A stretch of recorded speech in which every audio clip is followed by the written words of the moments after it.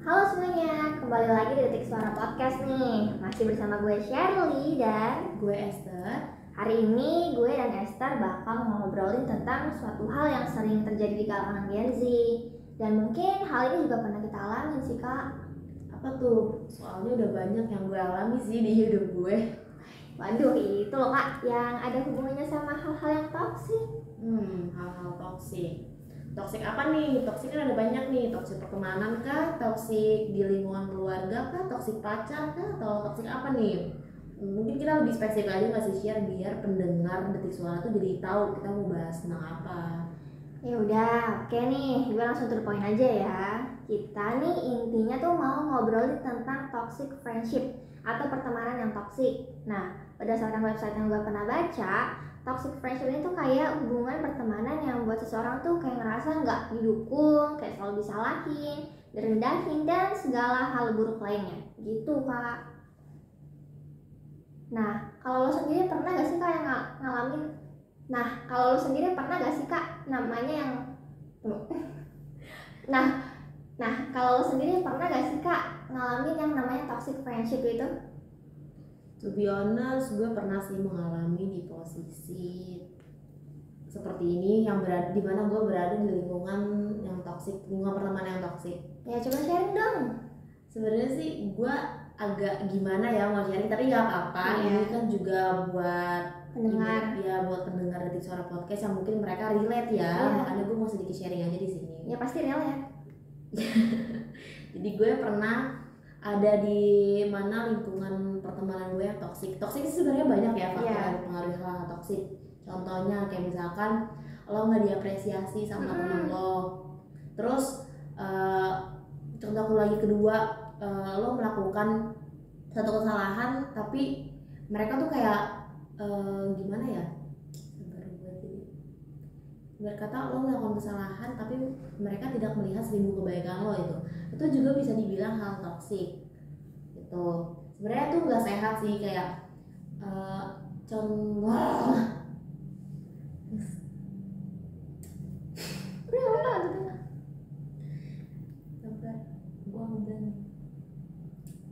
ya gitu. Sebenarnya hal toksik itu bisa terjadi sih dalam hidup kita, bukan cuma di lingkungan pertemanan, bahkan di lingkungan keluarga pun itu juga pasti bisa terjadi. Atau lo sama pacar lo ya kan, relationship itu bisa terjadi juga. Sebenarnya kita tuh sebagai manusia yang hidup di dunia ini pasti pernah mengalami hal toksik, dan tidak menutup kemungkinan kalau kita tidak mengalami hal tersebut. Nggak mungkin dong, apalagi dalam lingkungan pertemanan yang namanya kita bakal berteman tuh sehat-sehat aja terus. Pasti ada 1, 2, 3 hal yang bisa mempengaruhi hal toksik tersebut. Jadi ya menurut gue hal toksik tersebut tuh pasti akan terjadi sih di hidup kita. Kayak gue dulu di SMA tuh gue pernah mengalami toxic friendship, dimana kayak gue tuh nggak didukung gitu loh sama teman-teman gue, lingkungan gue. Padahal tuh gue merasa gue percaya sama mereka gitu loh. Gue sudah menganggap mereka benar-benar teman gitu kan, yang gue percaya, yang dimana gue bisa curhat apapun ke mereka. Tapi kayak begitu gue mendapatkan suatu hal yang baik buat diri gue gitu kan, pencapaian gue, tapi mereka bukan mendukung. Itu kan menurut gue sih gak sehat ya. Karena kan yang namanya lo punya teman, apalagi lo udah deket sama teman lo, pasti kan apapun pencapaian mereka, apapun yang mereka lakukan, itu pasti lo dukung ya. Di other side, kalau emang halnya negatif, itu pasti ya lo jangan dukung dong ya kan, nggak mungkin dong. Tapi kalau hal yang positif kan pasti harus didukung dong. Cuman yang gue lihat di sini adalah yang gue lihat toksiknya itu adalah karena mereka tuh seperti terlihat iri gak sih? Itu iri itu adalah suatu hal yang disebut dengan toksik, iri. Gitu. Dan di lingkungan kuliah tuh juga pasti terjadi, apalagi nanti lo udah masuk dunia yang lebih luas lagi, kuliah itu pasti itu bakal bertemu dengan berbagai macam karakter orang, berbagai macam karakter pertemanan. Dan menurut gue sih dari sekarang perlu banget lo memilah-milah pertemanan sih. Lo perlu melihat lagi gitu lebih dalam, jangan asal kayak yang penting gue punya teman, nggak bisa kayak gitu. Lo juga harus peduli dengan diri lo sendiri gitu loh. Apalagi kan yang namanya toxic ini pasti bakal mengarahnya ke mental, ya nggak sih? Mental health gitu kan, itu pasti bakal berpengaruh besar banget kepada mental seseorang. Jadi ya menurut gue toxic friendship sih harus perlu lo tahu cara untuk menghadapinya kayak gimana, dan dan cara untuk menjaganya kayak gimana gitu share. Nah Oke. kalau dari lo sendiri nih, lo pernah gak sih mengalami yang namanya toxic friendship? Kalau gue tadi sama aja kayak Kak Esther. Nah, cuman gue toksiknya itu bukan di toxic friendship, cuman toxic di lingkup terdekat gue gitu. Jadi kita agak melenceng dikit dari judulnya ya. Uh, gue mau sharing dulu itu kan gue kan pernah tuh ya waktu SMA gitu kan. Apa? Toksiknya di mana? Iya toksiknya di mana? Oh ya. Udah bilang kan tadi? Enggak, belum. Oh belum. Nggak apa. Lanjut aja. Iya. Ya kan jadi kan ini kan toksiknya ini di lingkup keluarga ya Kak.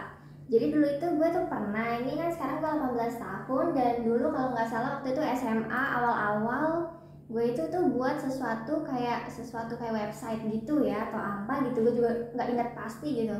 Terus habis itu orang terdekat gue ini tuh dia tuh nyamperin gue terus dia bilang, emang kamu bisa? Nah di situ posisinya itu tuh gue udah nyelesain karya itu, terus dia nanya, emang kamu bisa? Nah itu kan menurut orang lain tuh kayak biasa aja gitu ya, tapi waktu itu gue lihat nada dia ngomong, mimik wajah dia gitu kan, itu tuh kayak apa ya, kayak lo bisa bilang itu tuh kayak ngerendahin gitu.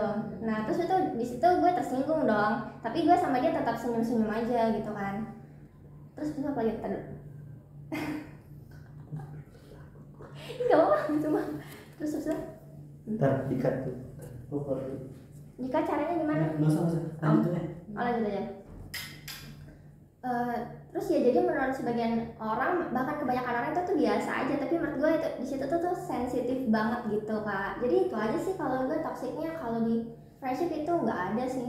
Nah itu juga termasuk hal toksik. Sebenarnya kalau bisa gue lihat garis besarnya ada garis besarnya ya dari kisah lo tadi itu toksik di lingkungan terdekat itu, which mean keluarga, gitu ya, keluarga.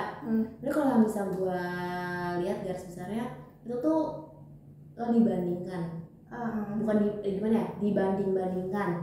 Nah itu jujur pernah terjadi juga dalam hidup gue. Oh gitu. Ya, dan itu juga terjadi di lingkungan keluarga. Ini sih agak sedikit keluar dari topik ya, kan.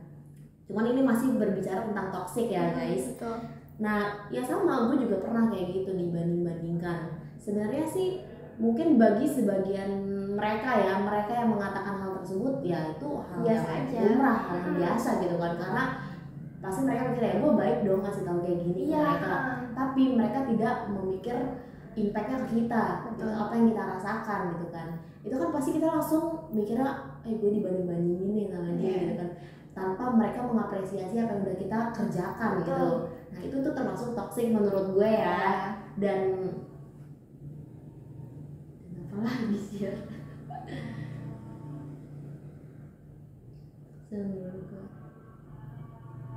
Dan pastinya teman-teman Detik Suara Podcast, teman-teman dengar Detik Suara Podcast pasti pernah mengalami hal tersebut ya guys. Terus langsung masuk pertanyaan aja. Langsung. Ini mau pertanyaan nomor 1 atau langsung nomor berapa? Apa membuat sebuah pertemanan dengan boleh dari nomor 1. Nah terus lo bridgingnya langsung kayak gini. Nah mungkin gue mau sedikit nanya-nanya sih Kak, karena kan di sini kan lo yang sesuai dengan tema itu intinya. Ya karena di sini lo pernah berada di posisi tersebut gitu kan, kayak gitu. Nah oke nih Kak, kalau gue sekarang mau nanya lo nih Kak, kan lo kan dulu kan pernah ngalamin yang namanya toxic friendship gitu.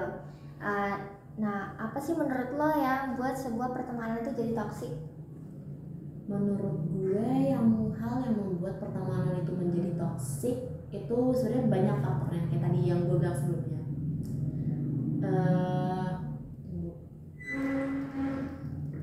Ya contoh kecilnya lo nggak diapresiasi, kebaikan lo itu tidak dilihat karena dengan melihat melihat satu kesalahan lo aja gitu kan, terus mereka jadi kayak ngejauhin lo atau musuhin lo. Tapi mereka nggak ngeliat kebaikan yang udah lo lakukan sebelumnya.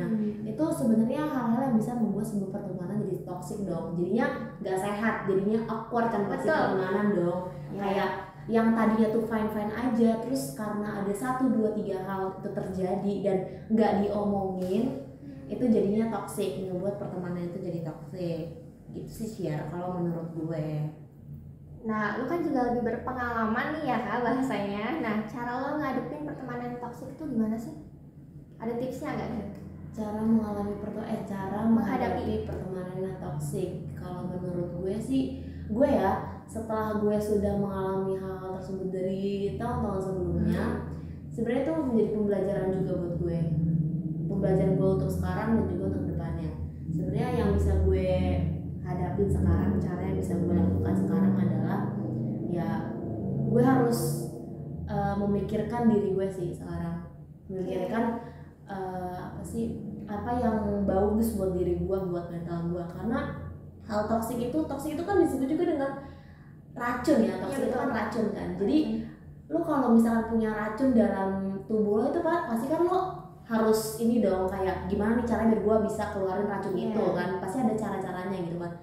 Kalau secara ilmiah cara ilmiah kan. Nah tapi kalau di dalam kayak gini lingkup pertemanan gini, ya cara yang bisa gue hadapi adalah yang pertama, gue harus memikirkan diri gue nih, ini baik nggak buat gue, ini sehat nggak buat gue kalau gue terus menjalankan ini. Oke, jujur to be honest, gue tuh bisa dibilang people pleaser.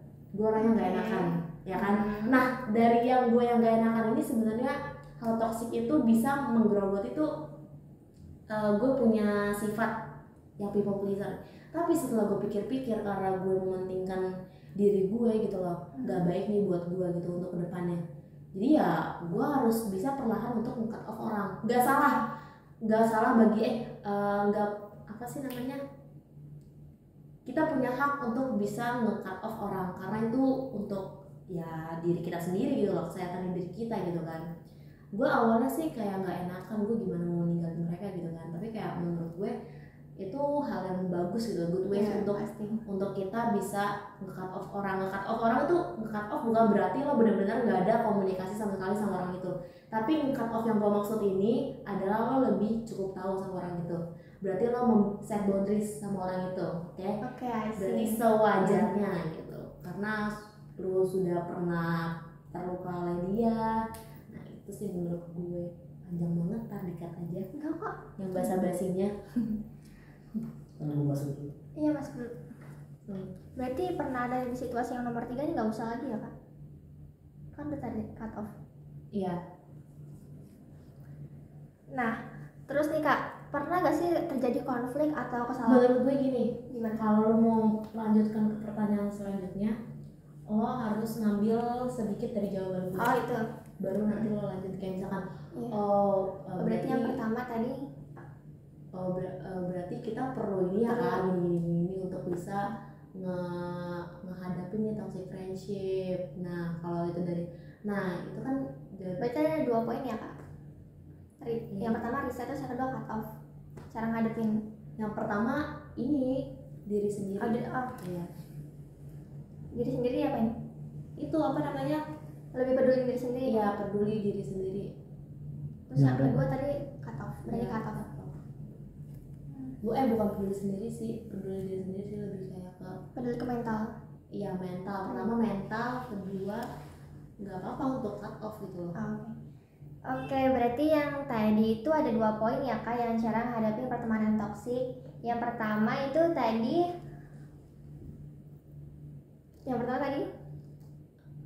ya lo harus tahu batasan. Yang pertama nah berarti ada 2 cara ya menghadapi pertemanan toksik itu. Yang pertama itu lo harus tahu batasan lo harus tahu kondisi mental lo gitu kan.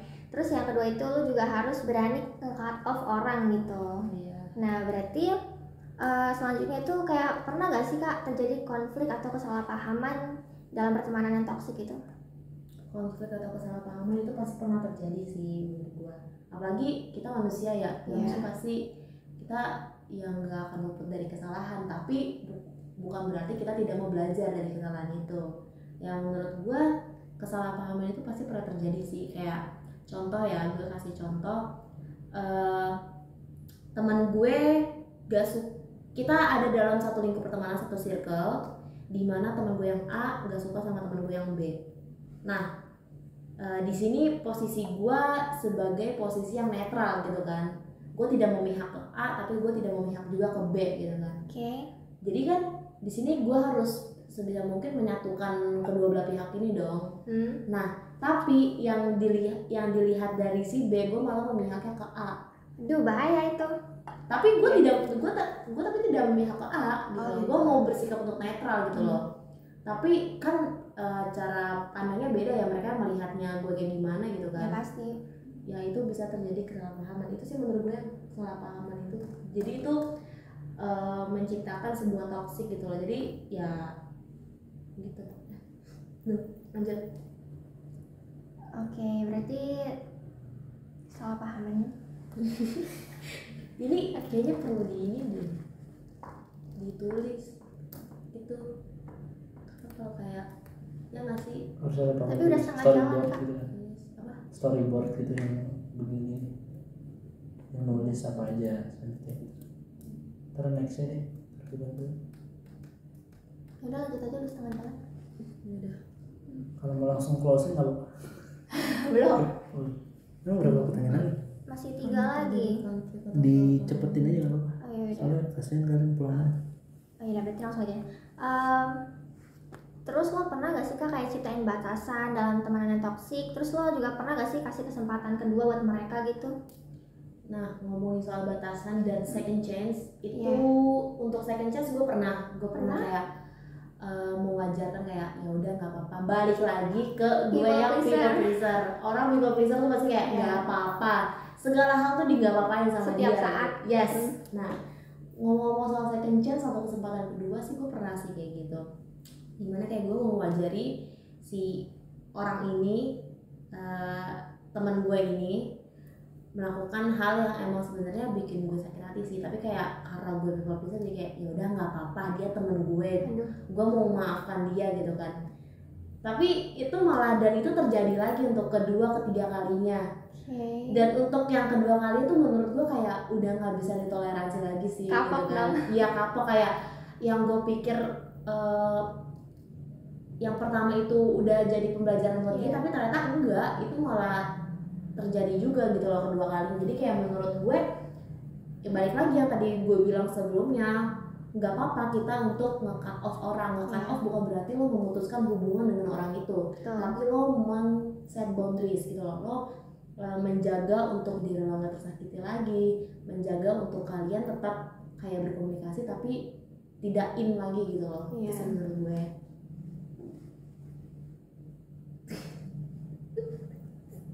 Tapi sekarang kalau ada yang toksik tetap dikasih kesempatan kedua juga Kak? Sekarang gue udah belajar sih. Ya gimana ya? Gue nggak tahu kenapa di tahun ini tuh resolusi gue adalah stop jadi people pleaser. Nah itu betul, setuju. Iya, seiring berjalannya waktu, seiring gue kayak melihat ke sebelumnya tuh kayak menurut gue sudah terlalu banyak hal yang gue toleransiin gitu loh. Jadi kayak tanpa gue memikirkan apa yang yang bagus buat diri gue gitu kan. Kayak gue tuh selalu mikirkan, oh nggak apa-apa, gue nggak enak sama orang ini, gue nggak mau dia sakit hati, tapi gue nggak mikirin gue sakit hati nggak ya gitu setelah gue melakukan hal itu gitu kan. Gue mikirin kayak sebenarnya perasaan gue ini sakitnya apa enggak ya gitu kan. Gue tuh selalu mikirkan orang lain gitu loh. Itu sih makanya ya menurut gue dari tadi pertanyaan lo itu, lo mau ngasih kesempatan lagi nggak sih? Menurut gue udah enggak. Gue udah belajar untuk mulai cut off orang. Ingat ya guys, cut off bukan berarti lo memutuskan hubungan dengan orang tersebut, tapi lo lebih ke menjaga sih, set boundaries, berarti membatasi ya. Lo tetap berkomunikasi, lo tetap kayak sapa, atau kalau misalkan dia chat lo atau gimana ya lo tetap balas gitu loh, tapi lebih yang digarisbawahi adalah sewajarnya. Oke, gitu. got it. Terus yang terakhir nih, Kan tadi kan yang kedua kan udah tuh cara menghadapi pertemanan yang toksik. Kalau sekarang tuh kayak mencegahnya itu gimana sih Kak? Nah, cara mencegahnya sebenarnya sih ada beberapa jawaban yang udah gue jawab sih tadi sebenarnya. Coba diulangin lagi ya. Cara mencegahnya itu ya yang pertama ya kayak tadi, lo harus tahu diri lo. Lo harus tahu diri lo harus tahu yang baik buat diri lo itu apa. Terus yang kedua itu perlu banget yang namanya lo mengenal karakter orang. Oke. Jadi lo berteman sama orang tuh bukan sekedar kayak biar gue punya banyak teman. Fun fact, gue punya banyak teman iya, tapi yang bener-bener jadi teman gue banget itu hanya 1, 2, 3 orang dari sekian banyaknya temen gue gitu. Itulah makanya sebenarnya gue nggak tahu ya ini teori alam atau teori apa gitu. Kayak gue melihat di FYP TikTok itu tuh fun fact, orang yang punya teman banyak di mana-mana sejujurnya adalah dia yang nggak punya teman sama sekali.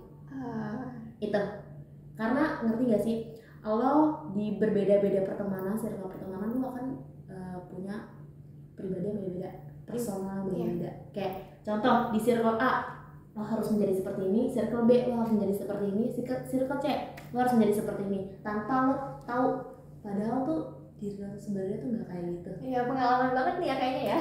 Yes, that's it. Oke deh.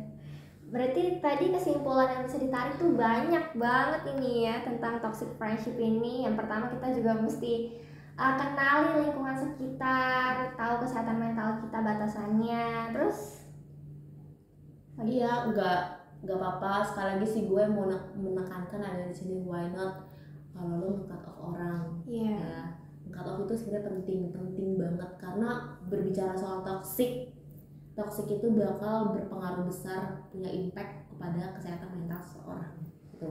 Di luar toxic pertemanan ya, toxic relationship sama keluarga, pacar atau sama siapapun, itu perlu banget yang namanya lo cut off. Oke. Set boundaries. Langsung aja. Oke, nah itu tadi kita udah ngobrolin ya tentang pertemanan toxic atau toxic friendship. Sebenarnya udah panjang banget sih dari tadi gue ngomongnya dan dengan partner gue Sheryl. Jadi untuk teman-teman pendengar Detik Suara Podcast yang ada di rumah, ya kalau kalian masih ada dalam hubungan pertemanan yang toksik, kalau saran dari gue nih ya, tetap berteman dengan orang itu, tapi harus membuat batasan juga. Kayak tadi gue bilang, set boundaries itu perlu banget. Dan jangan sampai pertemanan yang toksik itu menyusahkan kalian di masa mendatang. Maksudnya adalah jangan sampai hal toksik ini bisa berimpact sama kalian nanti gitu loh. Jadi kayak kalian merasa kesulitan untuk menjalani hari-hari gitu loh, karena toxic itu terbawa terus gitu loh dalam hidup kalian gitu. Dan ini gue ya Dari mana tuh ya? terserah. Coba jawab. Ganti jangan lupa dengan Detik Suara Podcast karena itu aku tuh sampai titik-titik aja kali. Oke. Dan jangan lupa untuk dengerin terus Detik Suara Podcast karena kita bakal selalu upload setiap minggunya di Spotify. Thank you dan sampai ketemu di episode berikutnya. Bye-bye. Bye.